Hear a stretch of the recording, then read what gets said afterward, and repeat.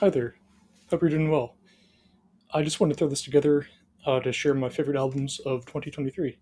Um, Apologies in advance for all the amateur content creation. I don't even want to say content creation because that's not just production quality.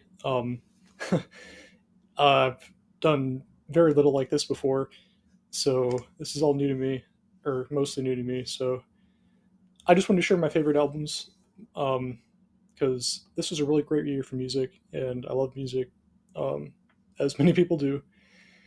And let's get started. So, number 30, this is going to be a list of 30 albums. If you can't tell by the number 30 in the bottom left, you're very astute if you get that. We got Daniel Bachman with When the Roses Come Again. And this is a entirely instrumental album uh, that just has really wonderful soundscapes to it. Like you're in a field, like I can imagine myself just like sitting in the grass in the album cover as the sun is setting and just sort of hearing these banjos and guitars and synths just sort of like come together and uh, play around me. You might call this a pastoral sounding album if you want to use that adjective. Just very folky and uh, sometimes experimental. Sometimes it might be abrasive, not abrasive, but just like jarring in the droning of it and repetition of it sometimes. But I think this is overall a pretty accessible album. Um, if you want to get into like instrumental folk music that has a tinge of experimentalism to it. Number 29, the most experimental album on the list, probably, because it, well, first of all, Bill Orcutt, The Anxiety of Symmetry. Um, this album is entirely comprised of a woman singing numbers, uh, like 1 2 3, 1 2 3. And it's very Steve Reich. It's very Philip Glass. Uh, Other guys as well, Lamonte Young, um, Terry Riley, but I like that it sort of harkens back to early days of minimalism and stuff like that. Um, but it still sounds fresh, like a lot of music does, like timeless, you could say, because of the simplicity of it. It's just it gets more melodic as it goes on. Maybe not melodic, but more harmonious is exactly what I'm looking for. Because you get droning vocals of like one on top of the 1 2 3 1 2 3, and it just really builds up into something that's really beautiful, in my opinion. This may be a hard listen for some people, just of the fact that it's numbers. Um, but I really enjoyed this album, and thanks to the Quietus for putting this on their favorite albums of 2023 list, because that's how I discovered this album. Number 28, Animal Collective's latest LP, Isn't It Now? This would be a lot higher if it was better. I don't know how to say it. Uh, Absolutely worthy of a top 30 spot for the best of the year. But some parts of it are just a little, uh, I don't know. Like, I can handle experimentation, especially from Animal Collective, and I can handle whimsy and just like lightness to the music, but there's just like lacking like a gravitas to it. Apologies if I mispronounced gravitas. I think that's how you pronounce it. But, and it's not like mystical. Maybe it is kind of mystical. And the buildup of like Genie's Open, that's really good. But then it sort of pans out into this. I'm going to stop criticizing an album that I'm putting on my top 30 list because I should be exalting its good aspects. Defeat is like 23 minutes long. It's the best song on here. Just beautiful, lush, almost ambient um, build up throughout the track. And it shifts into a whimsical pop section in the middle. and then it goes back and forth between Avi Terra and Panda Bear, going like, "Isn't it now defeat?" Uh, and like it's just a really powerful song, and I like it a lot. And the first two thirds of Genie's Open is excellent, and I still like the last third. It's just a little silly, and that's fine. And that's fine. Um, the opening track is good, and Deacon's track. It's eluding me right now the name of it, but uh, it's really good. Almost as good as Royal and Desire from the previous LP. Um, I wish I could tell you the name of it, but Stride Right, spelled funnily, um, is an excellent ballad, almost like a Grizzly Bear cut, almost. And yeah, if you like Animal Collective, this is a great album. It might be a good introduction to their music as well if you've never listened to it before. The last track is like a cappella weirdness, and maybe kind of a turn off to some people, but uh, and Defeat is pretty long, but it's worth listening the whole thing through. And if you can't tell, I'm going to ramble a lot, but that's okay. Number 27, Yo La Tengo with This Stupid World. Um, Veterans of indie rock right here, putting out a really good LP for album. I don't want to call everything an LP because that sounds like I'm a try hard, but it is an LP. Um, a Celestine, one of their best tracks ever made. Um, and Miles Away, the last track, is also very good. But the first track, like Sinatra Drive Breakdown, really nice build up there. Um, very evening music, or night music. Uh, and I love the sound of this record. And um, yeah, very consistent band going on for decades. So check this out. Bill Orcutt, number two, only guy to have only person at all or group to have two records on my top 30 list. Uh, we got Jump On It. This is a American Primitivism instrumental record. Uh, Playing the guitar very well, and solo acoustic guitar, as it says on the album. And yeah, you this could play in a cafe somewhere, and it'd be really nice, but not in a derogatory sense. It would just be um, really compelling instrumental guitar music that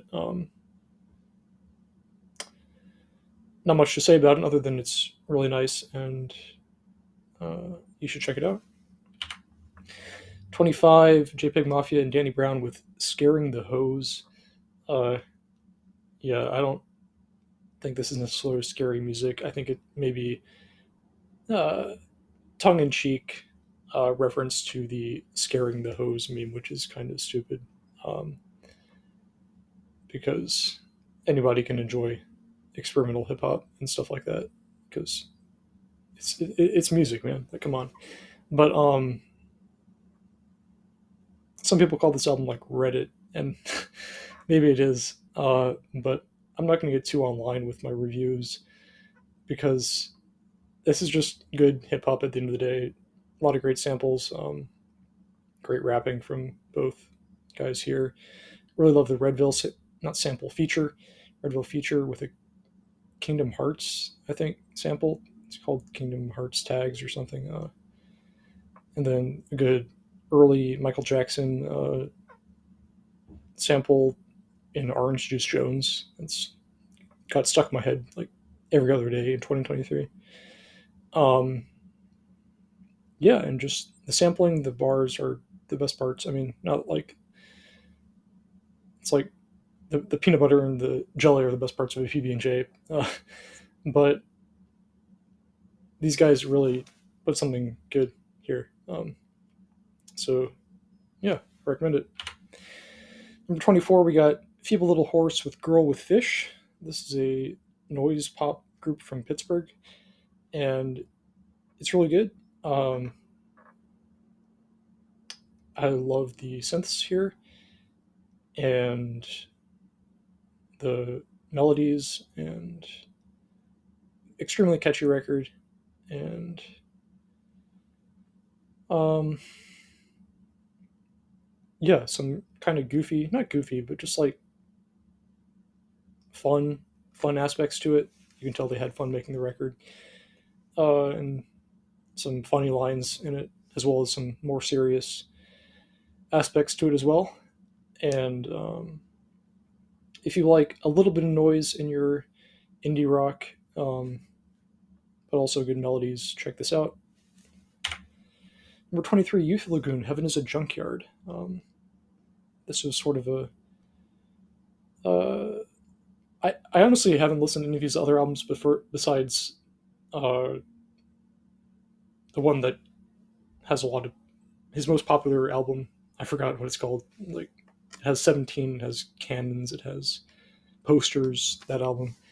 Um, I haven't listened to any of his music in between that and this, but it's definitely there's some callbacks to it, but it's definitely a new sound, and I think it's good. It's extremely well produced album. I love the drums, I love the pianos in it. Um, Rabbit, the first track, made me tolerate and maybe even enjoy a sample of a kid talking, which I'm usually not a fan of in music, but that's a beautiful song. Um, and the Trapeze Artist is another really good cut on here, as is Prize Fighter, and lots of great stuff here. Uh, his voice may be an obstacle for some people, but I think it's great. Just sort of like high pitched and maybe a little nasally, but uh, it's kind of frail too. But it makes for a really delicate and just like really polished listen. And um, I love this album. Number 22, Laurel Halo Atlas. This is I've listened to some of Laurel Halo stuff before. There's more of drum heavy techno and stuff like that in the past. This is more of an ambient record, and I'm a sucker for ambient. And the soundscapes here are just excellent. Um, feels like a sun is setting in like an urban landscape, and there's a good track with some piano playing on it, and overall just sort of some crescendos, some drones, and an overall great listen that you could maybe put on in the background, but I think it's a little more demanding of the listener to be fully put on in the background. It's like a really active and alive ambient piece that I recommend a lot. Number 21, Jess Williamson, Timing Accidental. I, like a lot of other people, discovered Jess Williamson through her collaboration with Kitty Crutchfield, Waxahachie, on the Plains album from 2022. And this was her solo release after that. Um, she had put out solo music before, but this was the first one that I heard. And I love it. It's country, it's good. Um, she has a little bit of twang in her voice, and the production is excellent. Um, it feels modern, but not too steeped in country cliches or anything. Uh, and some really beautiful ballads on here. Maybe one too many ballads, but I'm not going to complain because it's all excellent music. And Hunter, I think, was like the lead single to it. That's a beautiful, great, catchy track right there. So check this out. Number 20, Zach Bryan with Zach Bryan, self titled. Probably the biggest album I have on my top 30. Only one to have a number one Billboard top hit with I Remember Everything with Casey Musgraves. But yeah, I don't like the Lumineers track here. Um, Hey Driver, I think, is pretty good, but I'm iffy about the featured guy's voice, and it may be a little bit too long. But the highs on this album are just like so high, and some of my favorite country tracks I've ever heard. You can hear the Bruce Springsteen influence. Um, can hear a tiny bit of a U2 influence um, on the track Fear and Fridays. That's really just a more of a Joshua Tree guitar lead than a actual stylistic choice. But Heartland Rock um, from like the 70s and everything is alive and well in the DNA of this album. Um, you got trumpets and overtime, uh, the track overtime, and just really great crescendos. And I love his voice. Great melodies. You can, it feels authentic and homemade almost, even though it is very well produced. And yeah, if you think mainstream country is heading in the wrong direction, there are some guys who might provide evidence for that case. Uh, but you got guys like Zach Bryan keeping it in the right direction. Um, so I'd say there is hope for the future of country by a long shot. Number 19, Home is Where with the Whaler. Uh, First knew about this album or this band from Twitter, I think. In like 2021, they had another album that came out that had some really good modern emo indie rock tracks on it. I think this one's even better, The Whaler. Um, they got some screamo, they got some post rock even, um, and some harmonicas in the final track. Just a great hodgepodge of what makes music fun. And check this out if you like emo or indie rock and existential dread. I'm back. The sun is setting, so I got a nice effect on my face. Um, but who cares? I'm just gonna continue talking about music. Um, so number 18, we got Cutworms with Cutworms, self-titled release. His previous album, Nobody Lives Here Anymore. Uh,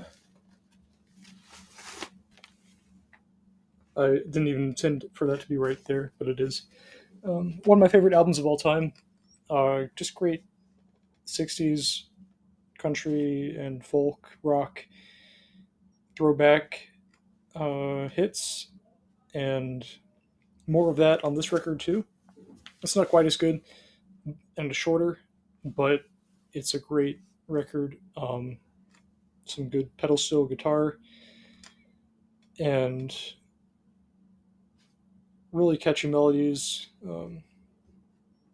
So check this out if you want the 60s to be back in music. Yeah. Number 17, Sampha with Lahai. Uh, I've known about this guy for a while, but this seemed to be a big release for him. Um, he was already pretty big, so I'm not like saying I knew him before he was cool because he was cool the whole time. But I think he got a really new level of critical acclaim for this album, which is extremely well deserved. One of the best produced albums I've ever heard. Um, I love the drums on, especially the first two tracks. It just feels so spacey and uh, like you're walking on a cloud. Uh, his voice is just phenomenal, and yeah, just one of the best uh, albums of the year for sure. And check it out. Number 16, Panopticon with the Rhyme of Memory. I may have to close the blinds at some point, but I'm going to keep going at it. Um, the only metal release that is on this list, and the only metal release that I listened to in 2023, that came out in 2023, that is. Um, I'm not a huge metal guy, but I love Panopticon so much. He just blends black metal with like Appalachian folk music and bluegrass a little bit. Um, and I think this may be his best album yet. It might be, yeah. Um, Very wintry album, as you can see by the cover art, and one of the tracks is called Winter's Ghost. But it's not just the uh, surface level. It just feels very wintry, very cold, um, but yet there's some warmth to it, like you're sitting by a fireplace. Starts off with like a loon calling, or maybe it's an elk calling. Those are wildly different animals, but I think they have similar calls. I don't know. I wish I knew more about animals. I love animals, but it's always that one animal sound that he puts at like the start of his records that lets you know it's a Panopticon album. Um, and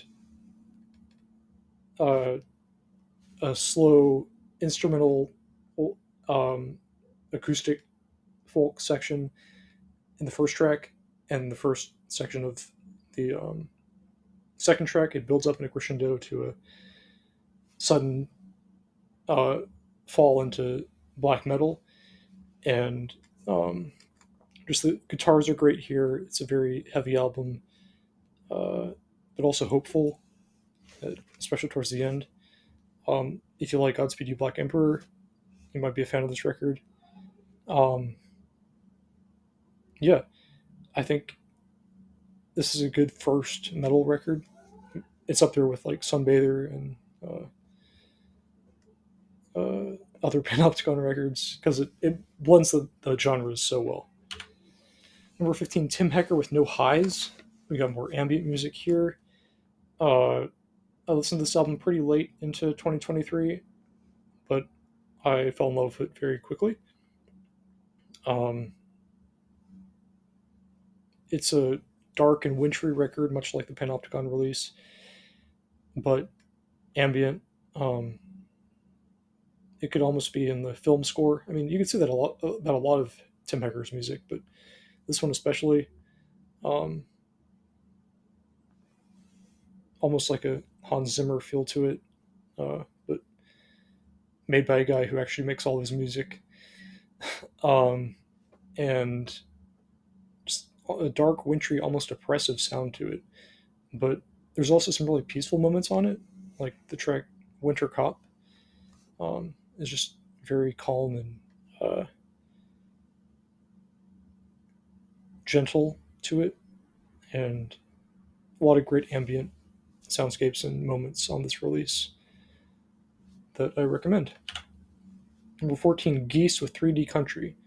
Maybe the most fun I've had listening to an album this not this year anymore, but in 2023. Um, it's like a little bit of country music, but more like Leonard Skinner type southern rock opera type deal, and just indie rock.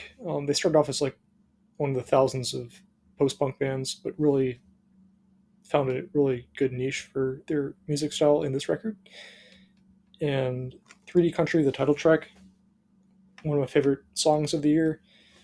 Uh, his voice sort of modulates from regular pitch to like a lower pitch. I can't tell if he did an effect on his voice or if he just does that with his voice. But he, it's a little goofy, but it's fun. Um, and uh, check it out if you want rock and roll back uh, in a good way.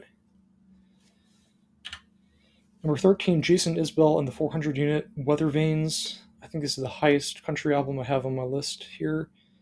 Uh, some of Jason Isbell's finest work with the 400 Unit here. Some of the production is kind of weird, but that's just a minor obstacle to enjoying it because the tracks here are great, great melodies, great choruses, great verses. The King of Oklahoma, or just King of Oklahoma, is one of the best country tunes I've ever heard. Um, and yeah, maybe uh, this is a good introduction to country music for people who don't like it as much because it definitely has some more like 90s alternative rock, especially on the really mainly on the first track, Death Wish. Um, but it does get very country at points too, which is great. Um, so check this out. Number 12, King Cruel with Space Heavy. This album is slightly carried, in my opinion. Not in my opinion. Uh, yes, in my opinion, but slightly carried by the track Seaforth because I played that song a billion times. I love it so much. Um, and a lot of everything else is a little less memorable. But whenever I listen to this, it just puts me in a mood, in a universe. Like I'm inside the album cover. It's just so moody and deep music. Not like lyrically deep, although he does have good lyrics, but just like uh, you feel really invested in the music, and uh,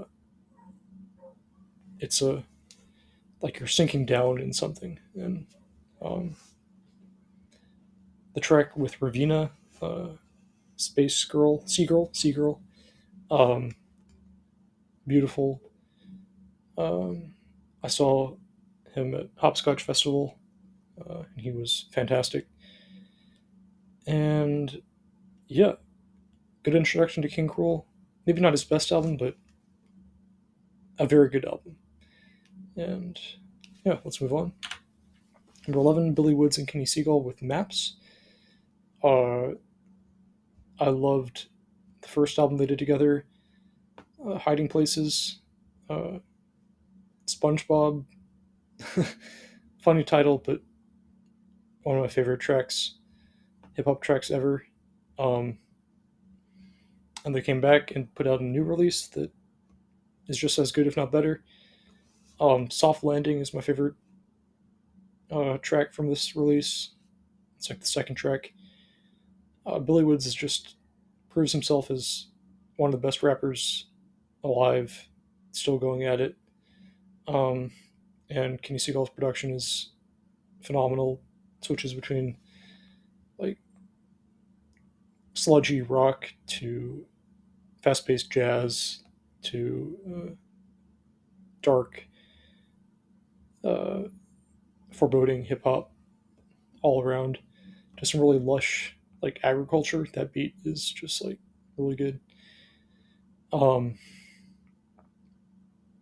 so yeah, I didn't listen to much of the Armand Hammer album that came out this year, so I couldn't put it on this list. But I thought that was good as well, and shows you just how consistent and productive Billy Woods is.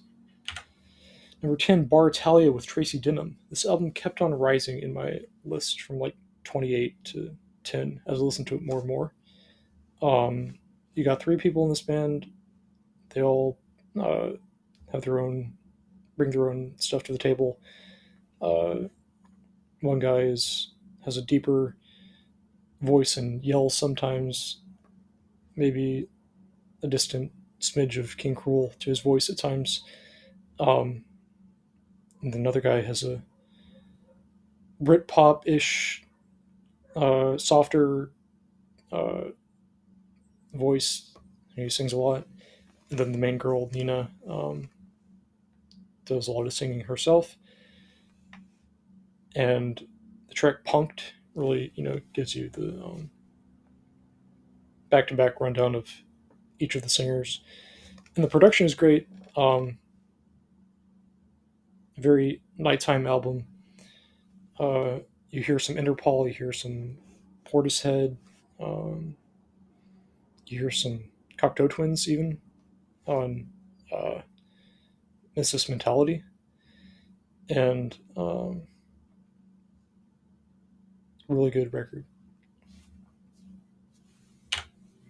Number 9, Wednesday, Rat Saw God, uh, band from Asheville, North Carolina, that I'm going to see very soon. Looking forward to that with uh, another band featured in my top 30 list that I'll get to later. And yeah, country and shoegaze is the big headline for this album. Can you believe they combined country and shoegaze? And they sure did. And uh, It's good. It's great, even. And it's essentially just a noisier country indie rock release. Um, Turkey Vultures really leans into the shoegaze, but if you don't care about genre labels at all, which is pretty good uh, mindset to have, you're just there for the music itself, then this album is great for anyone to listen to. I love Carly's voice and just the way she paints pictures and tells stories with her lyrics, and of course MJ Linderman's guitar. Um, Everybody works together to create one of the best albums of the year. Number 8, Black Country New Road live at Bush Hall. Uh, Only live album here. I didn't listen to much of MJ Linderman's live album. That might have made it up here if I listened to it more. But also, it was a lot of previously released material. And this, in contrast, was a digital and physical release of a live concert over 2 or 3 nights um, at Bush Hall in London that none of the songs had studio releases before. So I feel like it definitely deserves a spot on here. Turbines Pigs, what a phenomenal song. Top 100 tracks ever listened to for me instantly. Um, and everything else is still very good. Up Song is great. Uh, Across the Pond Friend is great. Uh, Dancers is great. They're all great. Um, and it really shows that they're able to find a new direction after Isaac left. Um, and I'm excited to see them at Cat's Cradle sometime in the spring. Shout out to Carrboro, North Carolina for punching above its weight in indie rock concerts. Um, and just in general, if you like a bit of theatrical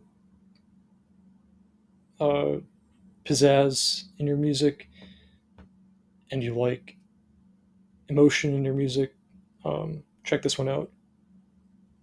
Um, just a really good release. Number 7, Young Fathers Heavy Heavy. This was one of the first albums that came out last year, I think, because I listened to it for a lot of months. Um, I love this band. They're from Scotland, and they mix like hip hop and R&B with indie rock and uh, indie pop stuff like that. Um, Great instrumentals here, super catchy, uplifting music too, despite the kind of freaky album cover. Um, Geronimo is in particular very uplifting and just life affirming music for you. Um, so check this out if you want to hear something fresh and exciting and uh, good. Number 6, Greg Mendez with Greg Mendez self titled. Um, I found about this album through Twitter. Uh, so 2 out of 30, maybe even 3 out, no, just 2 out of 30. Shows you that maybe there's some good to come out of uh, everyone's least favorite uh, Elon Musk led platform these days. I'm on Twitter too much, but everyone was raving about this album, and I'm glad that I listened to everybody because this is a really good singer songwriter release that it would not definitely would not be here if Elliott Smith never put out music. He wears that influence on his sleeve very much so, but um, it's just phenomenal. And if you like singer songwriter, maybe to Sufjan Stevens, Alex G, um, lo-fi, um, Elliott Smith, of course, this is for you. and very underrated. Not underrated, underexposed. People say underrated when they mean underexposed. Um, Very underexposed record that I think deserves a lot more love. Uh, Maria has like a million streams on Spotify, but everything else is a bit lower. Um, Goodbye Trouble, Goodbye slash Trouble is my favorite song on here. Um, just very catchy, very emotionally effective music here. Um, Check it out because it's phenomenal. All right, at number five, we've got Mike with Burning Desire. Mike has been on the scene for several years, and I've known about him for several years. He's one of the most consistent rappers out there, and I think this is his best project yet.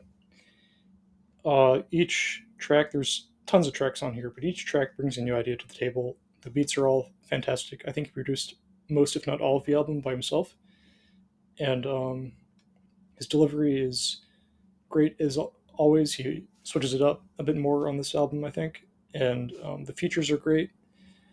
From Earl Sweatshirt on "Please Don't Cut My Wings" to Mark William Lewis, I believe, on the final track, um, who sort of brings a Dean Blunt vibe to the closer. And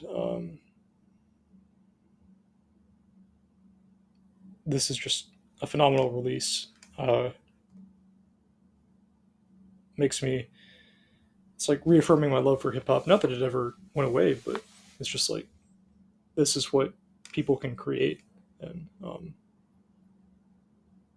a really good listen here. Number four, Pure Link with Signs. One of the more underexposed records I have on this list, especially for how high it is. I think everybody should listen to this. Well, not everybody. I mean, I wish everybody listened to it, but it may not be your cup of tea, and that's fine. It's just like ambient dub techno. Um, Closest analog I can think of is like Gas, the German ambient techno guy, but it's definitely carves its own lane. Um, and the track 4K Murmurs featuring J, not me, but J, the letter J, um, is probably the best track on here. Um, it's catchy, but it's ambient at the same time. I've heard like on Rate Your Music, this is like considered Illbient, which is kind of a silly name, um, but just a really good record that has a lot of uh, influences and soundscapes on it. Um, I studied to this album quite a bit. That's not even true. I didn't study. I would study, but I graduated from college before this album came out. So apologies for uh, pulling a LeBron James on you there. But this would be an excellent album to study to, and just to put on in the background or to listen to actively because there's so many textures and small moving parts that build together to create a great listening experience on this album. Um, Number three, Hotline TNT with Cartwheel. Great noisy indie rock project here. I mentioned I was going to see Wednesday in the future, and they're going to be Hotline TNT is going to be the opener, and I'm really excited for that show because these are two of my favorite albums of the year, two of my favorite bands that I discovered in the past year or two, and yeah, um, at a loss for words, but this album is just really good instrumentally. The vocals are fine; they're nothing to write home about, but he's a competent singer, and the way he sort of buries the vocals in with the mix, but still has good vocal melodies, and really lets the guitars, the pedals all talk and deliver a really great listening experience. Spot Me 100 is my favorite track here, top five songs of the year, probably. Sort of switches into a breakbeat in the middle of the track, and then a new melody appears, and it's just, yeah, slightly brought down by That Was My Life or something like that. which is like 2.5 minutes long, and it's just like a phone call over somewhat ambient instrumental synth loop. Um, but everything else is just so good and catchy, and um, proves that indie rock is live and well. Number two, Sofia Cortesis with Madres, um, a Peruvian artist who I discovered this year. And this album is just so good. It's like house music, life affirming, energetic. Uh, I would go to a club if they played this sort of music. Take some inspiration from like DJ Koza and Kelly Lee Owens, but really still puts out her own thing. Um, just great samples, great synths, emotionally affecting. The album's dedicated to her mother and mothers in general around the world. Um, and uh, you could dance to this, you could cry to this. Just a really good record that a lot of people should listen to if you enjoy uh, that sort of music, or if you don't, because I think this is a very accessible release and catchy as hell, despite being moving at times, at many times. And of course, number one, if you know me and my taste in music at all, this is no surprise. We got my boy Sufjan Stevens with Javelin up at number one. Um, yeah. Uh, what else to say that other people have not said about this album? Dedicated to his deceased partner. Tragic context there. Um, can be a heartbreaking listen at times, but also just a powerful and I've said life affirming many times, but it is a life affirming record um, that uh, meant a lot to me, meant a lot to many others. And I wasn't a big fan of the Ascension that he put out a few years ago, but I don't think it was necessarily bad. It just wasn't my cup of tea. But this album is in it, up there with his best releases ever made. It, it's like he took the sound of his second Christmas album, Silver and Gold, excuse me, and uh, applied that to his secular indie rock, folk, electronic uh, repertoire, and the result is just breathtaking and great and melodious and everything I want in a record. Um,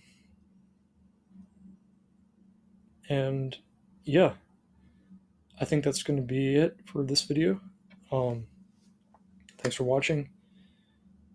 If you want to, if you want to subscribe or like the video, that would be great. I don't know if I'm going to continue doing stuff like this, but I just want to put this video out because I like talking about music and I want to make it a thing. So here's this probably 45-minute long video for you. Um, if you watch the whole thing, that's crazy, but thanks. Um, and yeah, please let me know in the comments what some of your favorite albums of the year were. And hope you have a great day. Thanks.